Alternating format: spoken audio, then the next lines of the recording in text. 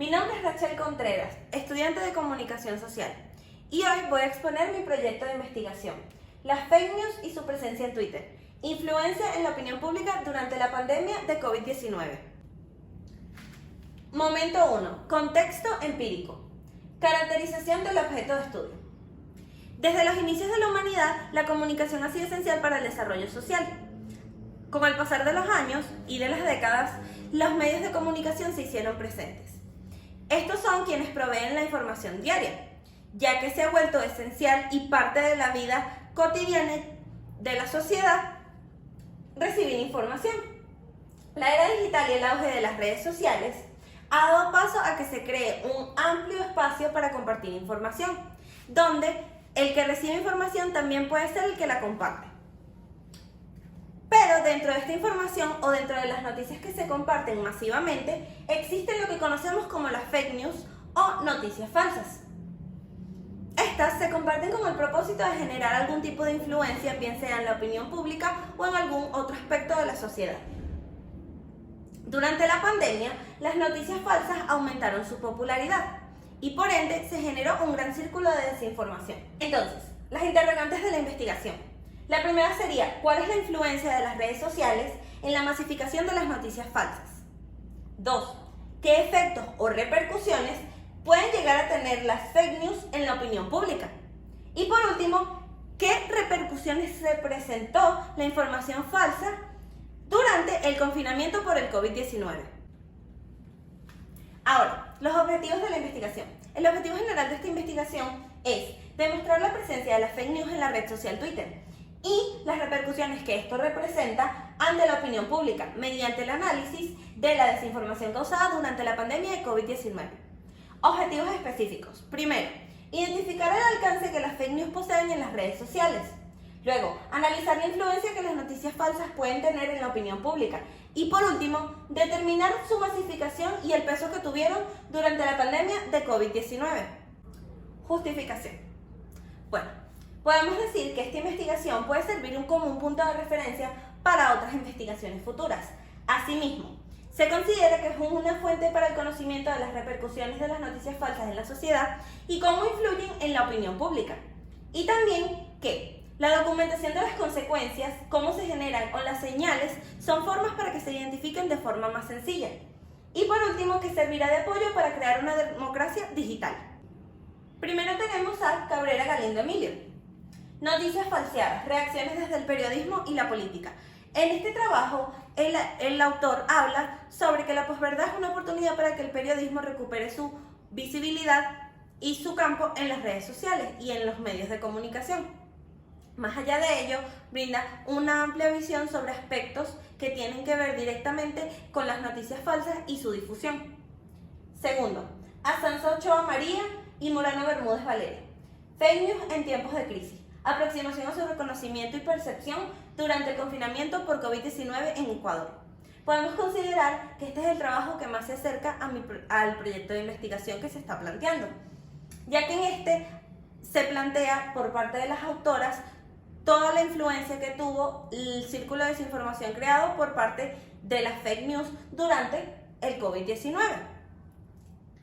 Por último, Garzón Espinosa Jocelyn. La posverdad en las fake news y su influencia en la opinión pública. Caso del Mercosio. En este proyecto de investigación, la autora analizó una página que solo colocaba información falsa para poder determinar entonces cuáles eran las consecuencias que esto tenía en la opinión pública y qué tan grande era su difusión. Aspectos conceptuales. Primero tenemos la definición de lo que es las noticias falsas. Werder Clare define las noticias falsas como un ecosistema completo de información el cual debe ser analizado mediante y teniendo en cuenta que los diferentes tipos de contenido que se crea y se difunden y cómo llegan a difundirse masivamente.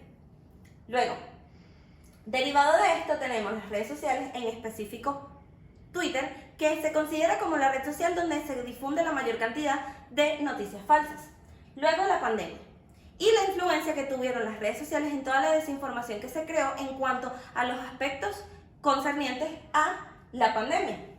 La era de la posverdad y la sobreinformación, que es, por supuesto, que la cantidad de información que se genera en las redes sociales o en los medios de comunicación es tan alta que se llega a lo que es la sobreinformación.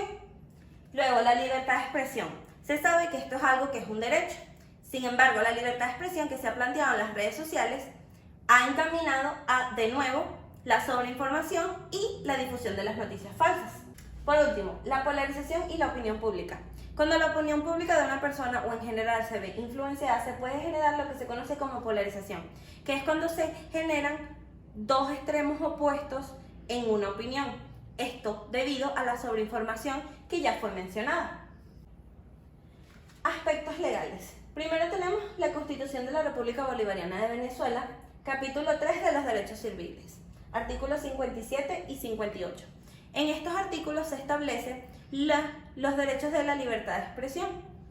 Sin embargo, establece que toda información que sea compartida por parte de los individuos como parte de su libertad de expresión no debe perjudicar a ninguna otra persona y esa información debe ser veraz.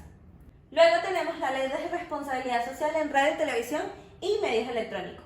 Capítulo 6 del Fondo de Responsabilidad Social y las tasas, específicamente el artículo 27. La Ley de Responsabilidad Social en Radio, Televisión y Medios Electrónicos se encarga de regular todo lo concerniente a los medios de comunicación. En este artículo se establece que hay informaciones que no pueden ser compartidas en ninguno de estos medios de comunicación, es decir, informaciones que puedan resultar perjudiciales para otras personas y que la información que se comparte de nuevo debe ser veraz. Momento 3. Marco metodológico. Métodos. El presente trabajo se desarrolló bajo el enfoque cualitativo, debido a que es una investigación de contexto social. La investigación llevada a cabo fue tanto documental como fenomenológica, y en concordancia a ello, el paradigma epistemológico es el interpretativo. Procedimiento. Lo principal fue la revisión bibliográfica de los conceptos básicos tales como las noticias falsas, la sobreinformación, entre otros. Asimismo, el análisis de causas y efectos de las noticias falsas. Luego, el desarrollo de los conceptos varios ligados al tema principal, tales como la posverdad, la polarización y sus efectos en la opinión pública. Y también la recolecta de información disponible en redes para el vistazo a un panorama actual, es decir, para poder determinar cuáles fueron las influencias de las noticias falsas que se compartieron durante la pandemia. Aunque las redes sociales se han convertido en la herramienta número 1 en la actualidad para mantenernos informados, las repercusiones de esta libertad cada día aumentan. Verificar la información es vital para una democracia digital. Es por eso que es importante dar a conocer información concerniente a las noticias falsas y a sus influencias, para que éstas puedan ser reconocidas dentro de la información que se comparte en redes sociales o en los medios de comunicación de una forma más sencilla. Muchas gracias, eso fue todo.